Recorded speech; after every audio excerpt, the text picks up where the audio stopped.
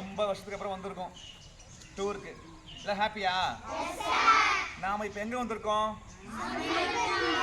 அமிர்தி காடுகள் வந்திருக்கோம். காடுகள் நம்முடைய ஆதி வீடுகள். தெரியுமா உங்களுக்கு? காடுகள் நம்முடைய ஆதி வீடுகள். ஆமா தானே? நம்ம எங்கிருந்து வந்தோம்? என்னவா இருந்து வந்தோம்? பரிணாம வளர்ச்சி அடைஞ்சோம் இல்லையா? அப்போ இயற்கையாவே மனுஷங்களுக்கு காட்டை பார்த்தா ரொம்ப குஷி வரும். நம்ம குஷி வந்துச்சா இல்லையா? மகிழ்ச்சி வந்துச்சா இல்லையா? ரைட். அப்போ காட்டை பாதுகாக்கிறது நம்முடைய கடமை. நம்ம பார்த்தோம் உள்ள ஃபாரஸ்ட் டிபார்ட்மெண்ட்ல ஒர்க் பண்ற நிறைய ஸ்டாஃப்ஸ் இருந்தாங்க. பாத்தீங்களா? எல்லாருமே இந்த கேப் மிலிட்டரி ட்ரெஸ் போட்டு இருந்தாங்க. பாத்தீங்களா? அப்போ அதே போல நாமும் காட்டை பாதுகாக்க வேண்டிய பணி நம்ம செய்யணும்.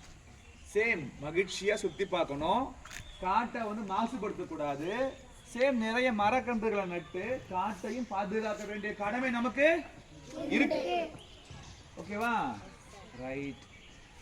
நண்பர் அவர்கள் சும்மா ஜஸ்ட் ஒரு 30 செகண்ட்ஸ் பேசலாம். அவ்வளவுதான். ஓகே. சார் சொன்னது போல காடுகள் நம்முடைய ஆதி வீடுகள். ஒரு புத்தகத்தில் சொல்லியிருப்பாங்க, மனிதர்கள் தெய்வங்களோடு சேர்ந்து வாழ்ந்த இடம் காடுகள் அப்படின்றது.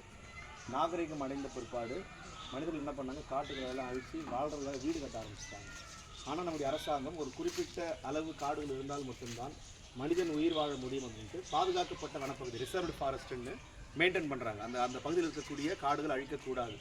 அது என்ன செய்யும் அப்படின்னா, அதில் சில விலங்குகள் வாழுது. இப்போ கூட நம்ம வந்திருக்கிற இந்த அமிர்தி காடுகளில் அந்த கள்ளப்பருந்து, நரி, முயல், அப்புறம் மான், மயில் எல்லாத்தையும் பார்க்க போகிறோம்.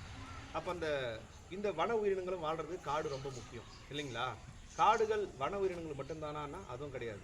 நம்ம மழை இருக்குது இல்லைங்களா? இந்த பூமிக்கே உரித்த ஒரு வரம் என்னன்னா மழை மட்டும்தான். அது மரங்களை பேஸ் பண்ணி தான் வரும். எங்கெல்லாம் மரங்கள் நிறைய இருக்குதோ அங்கே மழை கிடைக்கும்.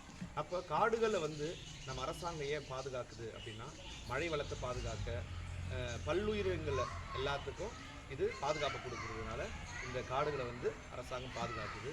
நாம் ஏன் இங்கே வந்திருக்கிறோம் அப்படிங்கும்போது நம்ம மன மகிழ்ச்சிக்காக வந்திருக்கிறோம். மரங்கள் வளர்ப்பின் அவசியத்தை நாமளும் தெரிஞ்சுக்கணும். சரிங்களா? இப்போது பள்ளியிலேருந்து சார் உங்களை கூப்பிட்டு வந்திருக்கிறாரு. நீங்கள் வீட்டுக்கு போனீங்கன்னா கண்டிப்பாக வீட்டுக்கு 2 மரம் வளர்க்கணும். வீட்டுக்கு வளர்க்கணும். அதுதான் இந்த பூமிக்கு நாம செய்யக்கூடிய ஒரு நன்றிகள். செய்வோமா? செய்வீங்களா? ஓகே. தேங்க்யூ ஃபார் வாட்சிங். தேங்க்யூ.